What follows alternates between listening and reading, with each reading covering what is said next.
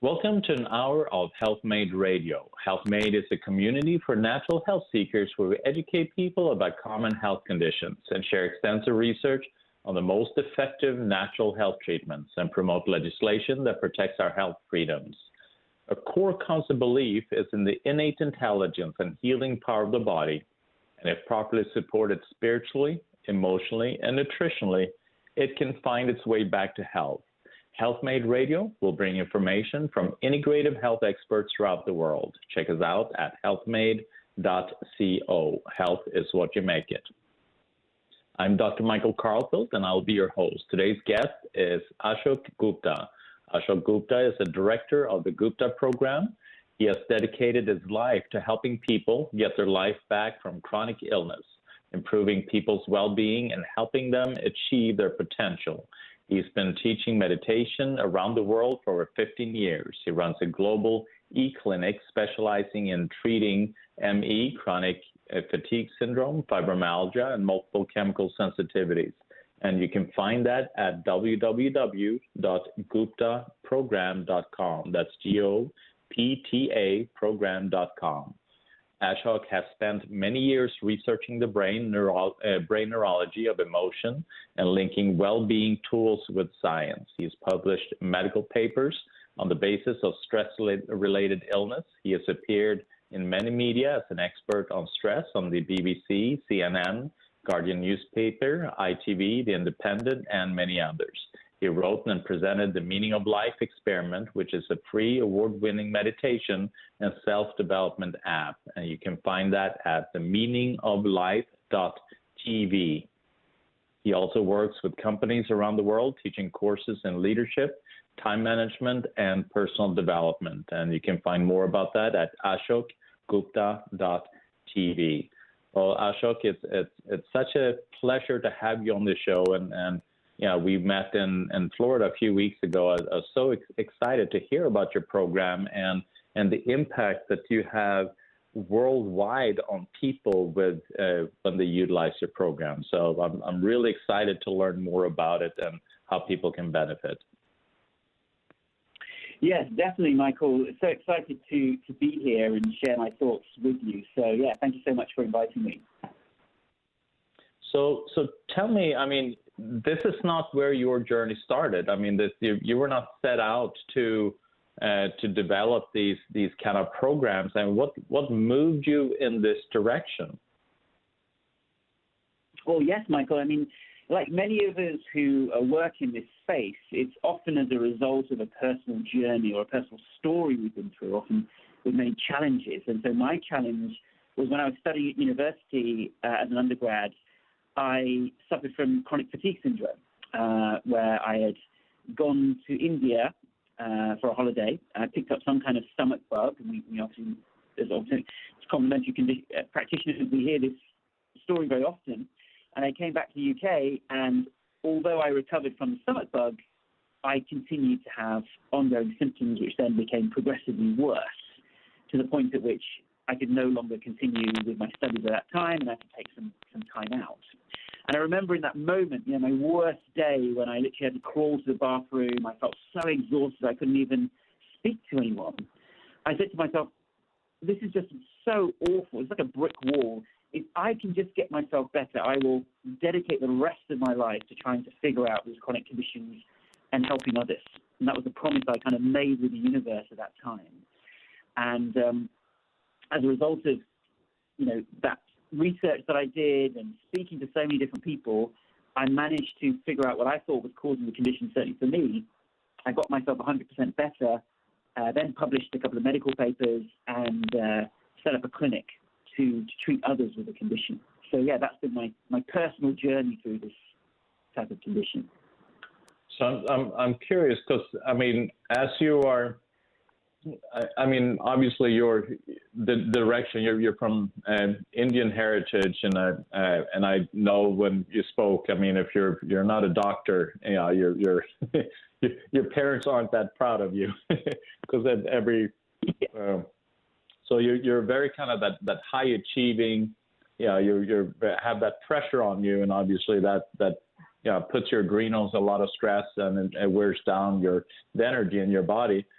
So what made you go in the direction, finding the solutions where you were looking? Because a lot of people, what they do, they will take this herb, they will just rest, they will do, maybe medication just to kind of supply adrenal support that way.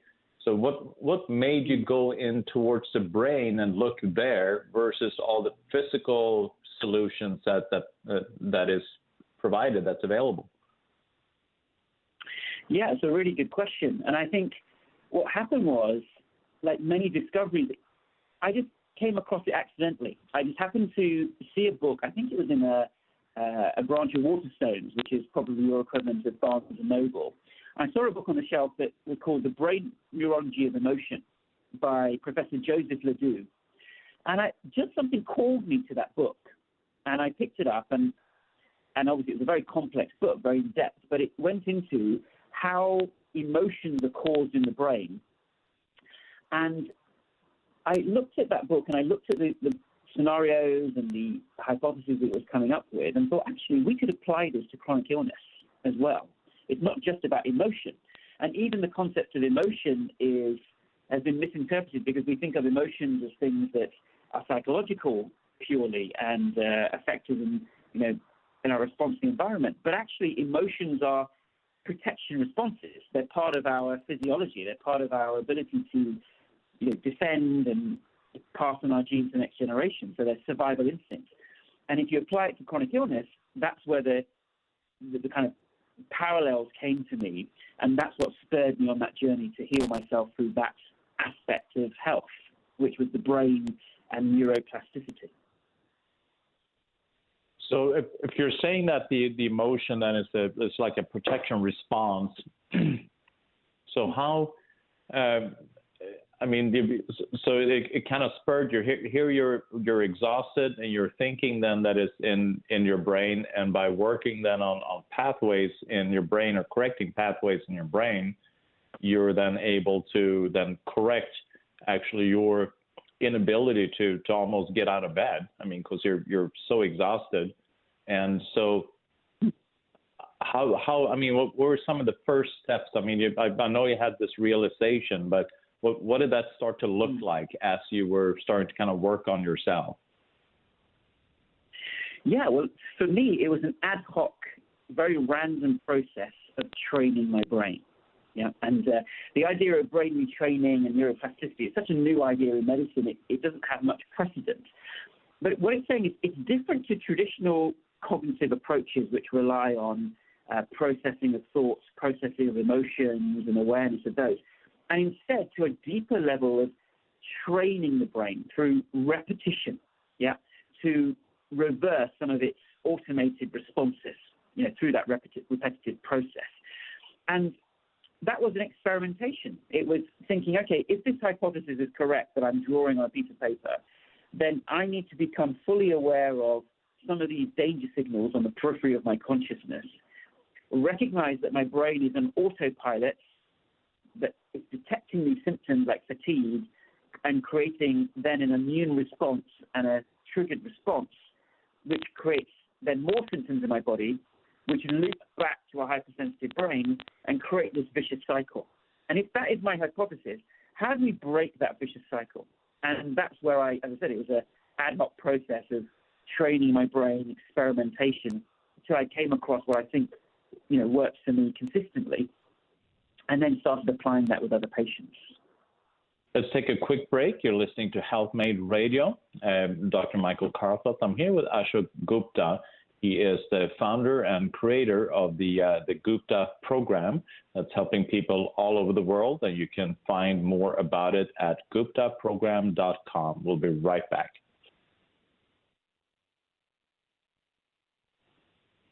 Welcome back to Health Made Radio. I'm Dr. Michael Karlfeldt. I'm here with Ashok Gupta, and we are discussing how physical ailments, some things that seem very, like fibromyalgia, chronic fatigue syndrome, and multiple chemical sensitivity, how that actually can be connected to your brain and things that are going on in your brain, and how you can retrain your brain in order to be able to address these conditions.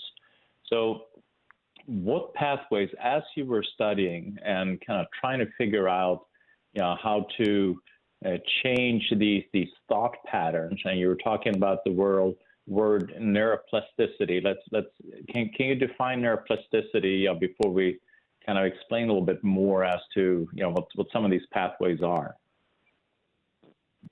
Yes, of course. So traditionally, it was thought that our brain is pretty fixed, right? So it was believed that the impressions that you had in your life in the first 5 to 10 years of life, that pretty much decided your personality and your responses to the environment around you, and your brain was fixed. Yeah. And then in the last 20 or 30 years, with the advent of more brain scans and various other processes, we've understood that the brain is constantly changing, constantly rewiring, which is so empowering because it means that our genes are not our destiny or our upbringing is not our destiny, but we are constantly shifting our emotional and physiological responses to our environment. And therefore, the brain is flexible, it's rewirable, and how can we use that knowledge to our advantage? Yeah, so that's the kind of basis of neuroplasticity. And what I've done is apply these principles of neuroplasticity to our bodily reactions. Yeah? And what it's saying is that our bodies themselves, if you look at a lot of the modern illnesses that may present in a doctor's or physician's office, a lot of these modern conditions, the doctors don't really have something that necessarily treats the condition in the longer term. We're often using sticking plasters to try and fix some of these downstream symptoms. But could it be that a lot of these conditions could actually be being caused in the brain? And if so, this opens up a whole new branch of medicine, which is, incredibly exciting. So when you look then in the brain, and that is exciting. I mean, knowing that you have an option to change your outcome, and that things aren't fixed, that whatever you're allotted or whatever you're dealing with, you're not stuck with, but that you can then use very practical steps in order to be able to address and then improve your situation. So what kind of pathways? So when you work on an individual and you are increasing the neuroplasticity and creating changes and creating pattern within the brain that then have physical impact, what are some of the pathways? I mean, how is that explained within the brain? What is part of that process? Sure. So I think what will help answer that question is if I just briefly go through the overall hypothesis, and then I can kind of look at which specific processes are kind of changing in the brain. So if we look at, I always like to start with the biggest question of all, why are we here? Right? And we can say that from a philosophical perspective, or we can talk about it from a scientific perspective. So from a scientific perspective, this body and this brain has evolved over millions of years of evolution through, the plant life, the vertebrates, the reptiles, the mammals, and then human beings, because we are survival machines. And the brain's number one priority is survival. Yeah? And if we take that as a first principle, then what happens is when survival is under threat, the brain and the body will enact protective responses that ensure survival, and that is more important than wellness.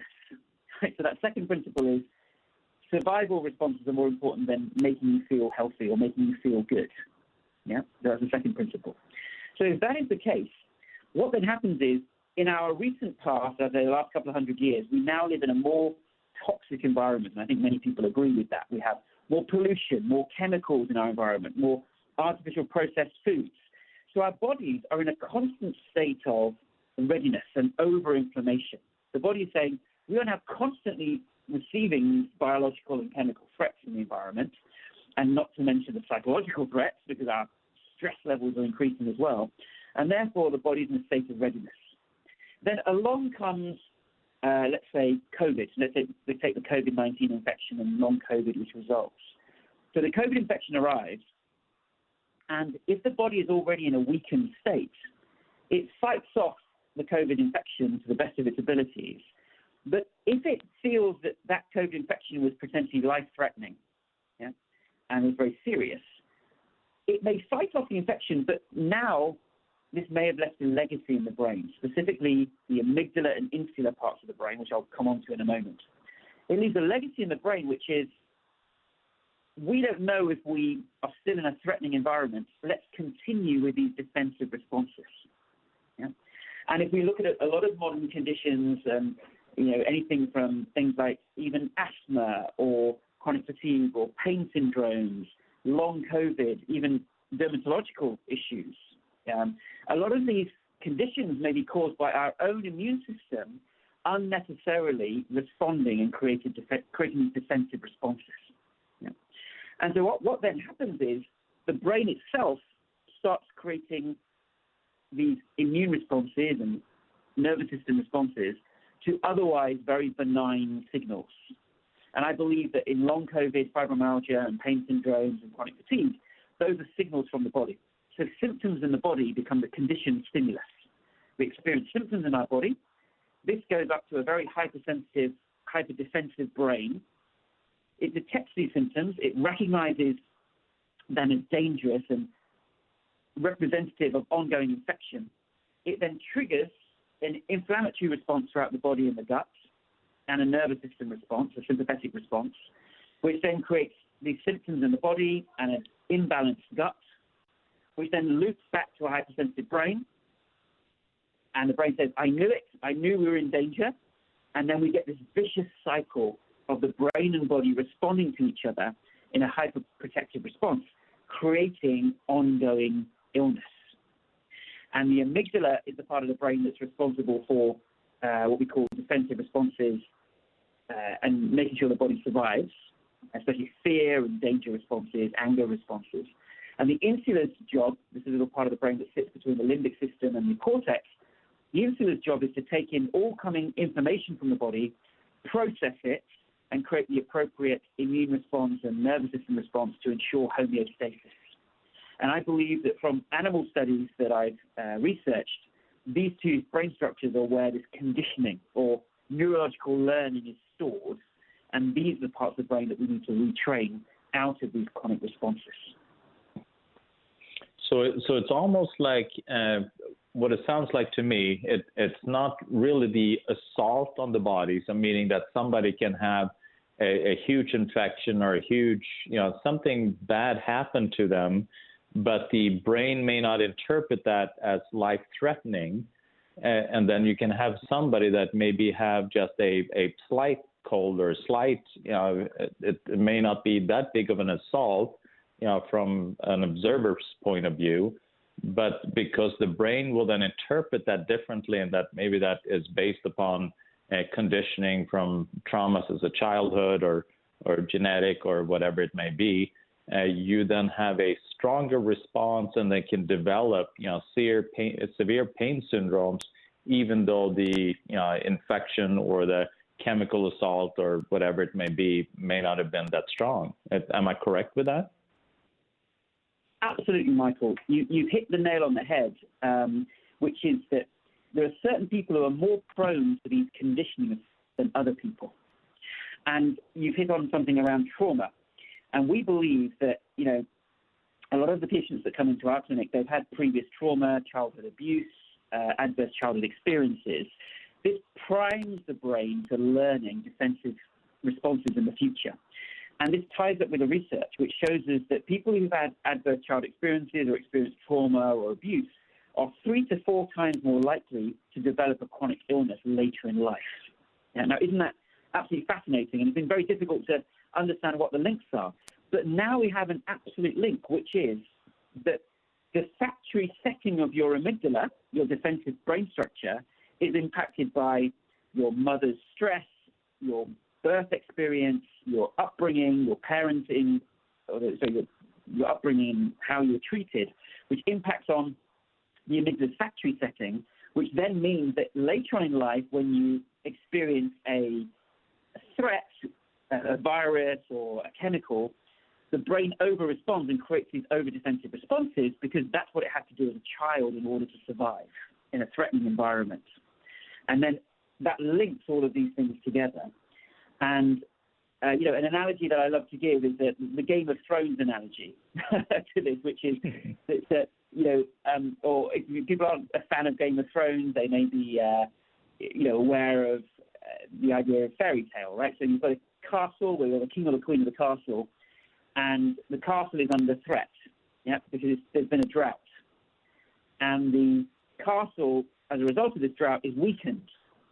And then the army and the navy, the army representing the nervous system, the navy representing the immune system, they take the resources of the castle in order to defend the castle. Now, incoming invader comes in, so this may be a pain syndrome, or it could be a chemical, or it could be a virus or bacterial infection. An invading army comes, and the army and navy are recruited to fight off the infection, and they do that valiantly.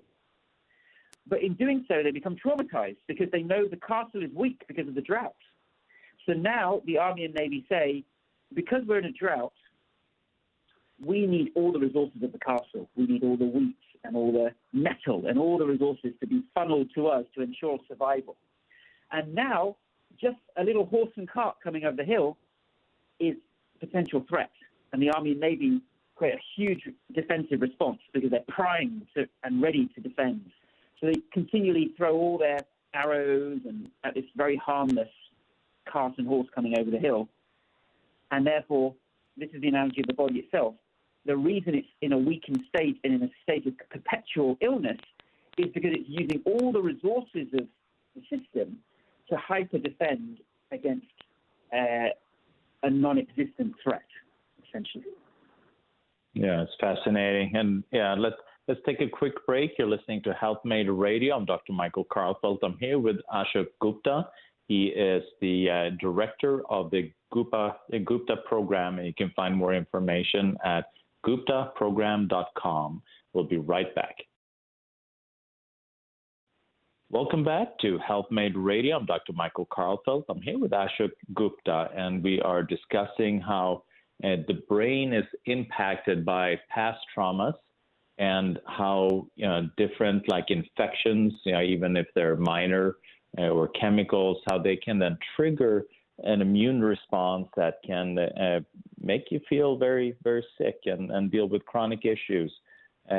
So with your analogy, I mean, it almost sounds like you're describing all type of autoimmune conditions. So, I mean, working on this system, the amygdala and the insula, it seems like that becomes then a key if you're dealing with any kind of autoimmune condition. Am I correct with that?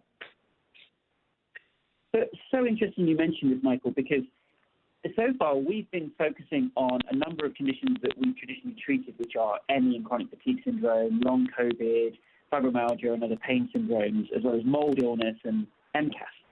But there are more and more people who are using our program for autoimmune conditions, such as inflammatory bowel disease, even things like Lyme disease and other things where there is this autoimmune response. And so although we haven't gone further into that way of thinking, we definitely think that our program would be applicable to those types of conditions.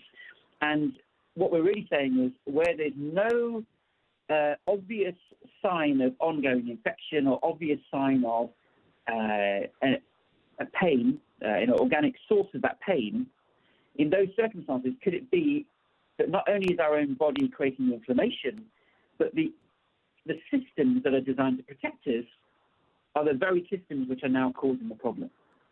And therefore, yes, autoimmune conditions could potentially come under this banner, and we would love to do more research in that area.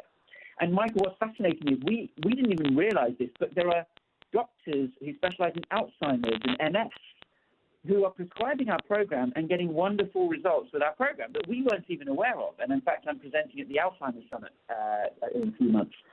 And this just shows us how actually neuroplasticity, all of these processes, if we can get this right and encourage good brain health, it could help a lot of other conditions where there's no obvious external trigger, but it's something to do with the internal system which is malfunctioning. Yeah, because it's like Alzheimer, they look upon that as a very inflammatory condition. And if you have that heightened protective response by the amygdala and insula, not interpreting signals appropriately and then triggers an excessive inflammatory response, then it would make sense that it would be very useful and beneficial for people dealing with things like dementia and Alzheimer's, because that inflammation will then cut down the transport of nutrients to these different areas within the brain, and then obviously they have to reduce function in order to be able to survive. So if you have parts of the brain that's not getting the fuel that they need, then how to survive that? It's like you slow down the activity, and then the activity is there just based upon survival and not optimum function. Exactly right. Which is what we're treating is a modern illness. Maybe many of these didn't exist in the past because maybe people didn't live long enough to have these conditions occur, or in fact we had low levels of inflammation because we lived in a very natural environment. But in the modern environment, we have continual triggers creating this inflammatory bias in the brain and the body. And the brain makes mistakes, or what we perceive as mistakes. The brain doesn't actually in itself make mistakes. It does what it perceives as the optimal thing to ensure survival. But we as human beings, our personal experience of that is detrimental, and we don't want that, and we want to change those responses. So absolutely, we can see how so many illnesses now are as a result of our own inflammatory response, our own immune system incorrectly identifying threats within the own body and within the environment. Yeah, so it's very exciting. And I loved how you were mentioning, because I work a lot with people dealing with chronic infections like mold and Lyme. In fact, I even have a podcast called Integrative Lyme Solutions with Dr. Karlfeldt. Just because it is such a prevalent condition, and people are so frustrated in their journey to find solutions to resolve the symptoms that occur from dealing with Lyme disease. And I see on your website you have a testimonial from Dr. Neil Nathan, which is a prior guest of mine on this show. And he is he's world renowned in dealing with mold illness and also Lyme disease as well, and is able to resolve conditions that other people cannot resolve. And he is giving a testimonial how important your program is for people that are not responding well or become hyperreactive to any type of supplements or medication or any intervention that is being introduced, and they are just hypersensitive to it. And then he's really making the point how important it is to work with the Gupta program to be able to adjust how the brain is interpreting these different supplements, or what the changes we're trying to do to clear out the infections. Yes, in fact, I've been in touch with Nathan recently, and he's prescribing it to many of his patients, and sometimes it becomes the first port of call, because of that sensitivity, until somebody is able to, as you say, calm the whole system down, they're not going to be ready for those other adjustments which are required, in treating some of the symptoms. And that's why I think it's one of those universal tonics that whatever illness someone is treating, if they can get the brain health right, if they can fix some of these underlying vicious cycles and responses, then you have a better ability to heal from many different chronic illnesses, because you've dealt with a very important piece of the jigsaw puzzle. And, there's a big debate as to what is core, what is the root cause of so many of these different conditions versus what is a downstream symptom. And I always say, well, the chicken and egg, it is a cycle. Yeah. So upstream effects affect downstream effects. So things in the brain will, in fact, impact on the gut, and that will then impact back on the brain, so it becomes a vicious cycle. So if we can treat both areas in a lot of these chronic conditions, then we can have a much better impact on our clients' well-being. Yeah, I agree. Well, let's take a quick break. You're listening to Health Main Radio.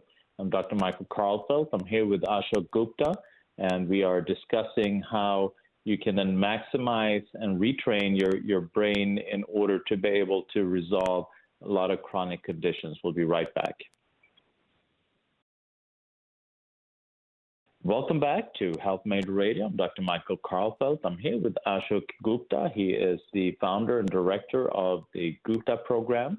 You can find more information at Gupta, that's Gupta program.com. So, yeah, well, how does it work then? So you have a patient, and what's fascinating, what I'm seeing is that, you know, patients that are dealing with Lyme or mold, I mean,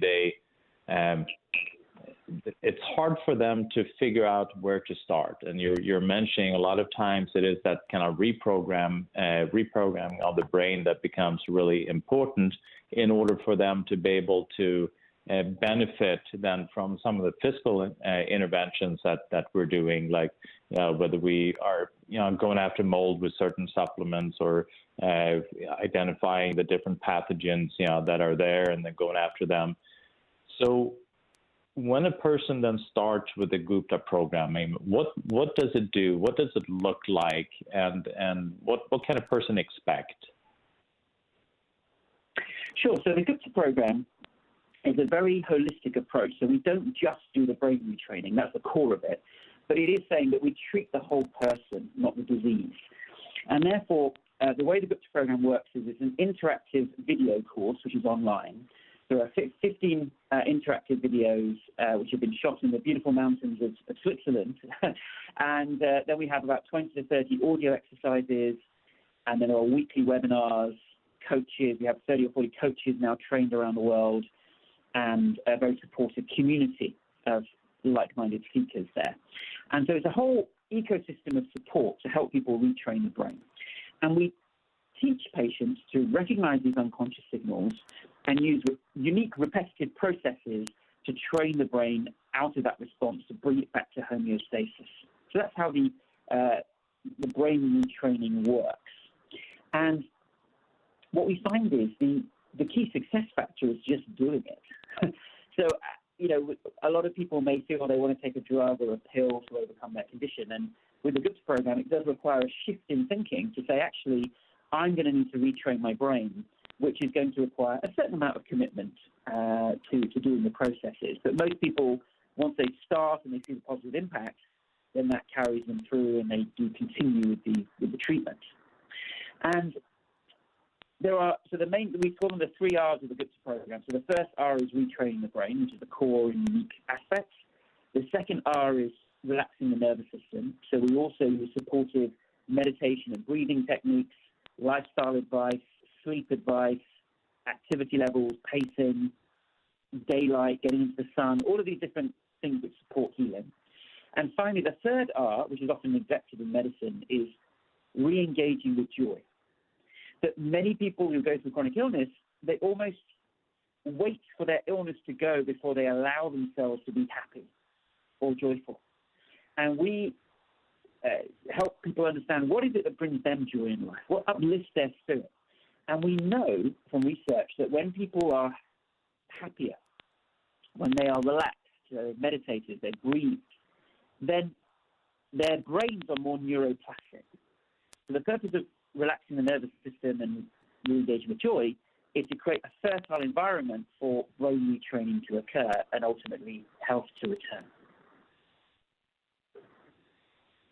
Yeah, so what I like, listening to one or watching one of the videos that you had on your website, The Meaning of Life, .tv, where you have it's a free award-winning meditation and self-development app. So I highly suggest people go to that website and take advantage of it. It's for free and it's a really powerful tool.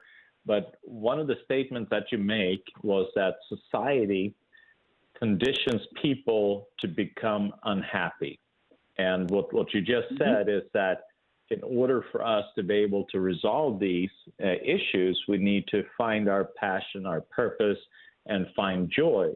So how do we break free from that in order to be able to then find our purpose and step away from being a contributor to this kind of unhappy existence that like you said, society conditions us to be? Oh, that's a big question, Michael, and I'd love to go do a whole other podcast. You got 4 minutes. Just kidding. Solve the world's problem in 4 minutes.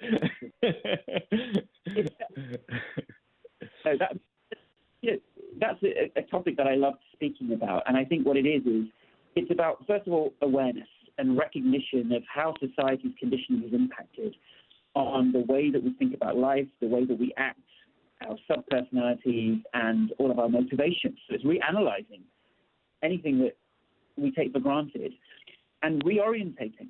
And the first port of call with all of that type of awareness is be still. Now, so many teachers, so many meditation experts, so many different spiritual teachers go to this core aspect of be still.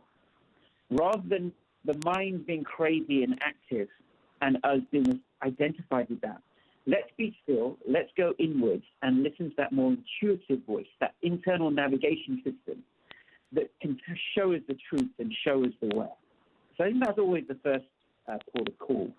And that's why, even in the Gupta program, we really emphasize the idea of allowing the mind to be calmer so that rather than being a slave to our old responses and our old ways of thinking about things, we can start creating new possibilities and new brain pathways that ultimately enable mental, physical, and emotional well-being and health.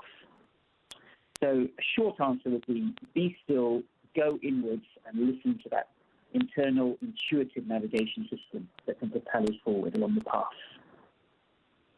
And because that stillness, because, I mean, society, we all kind of hail all the type A people, the producers, the creators, and so we all have that illusion. We always have to be busy, and we always have to look like we're achieving something so that the people around us can view us as being successful, because we look upon ourselves from other people's eyes, and that becomes a big mirror.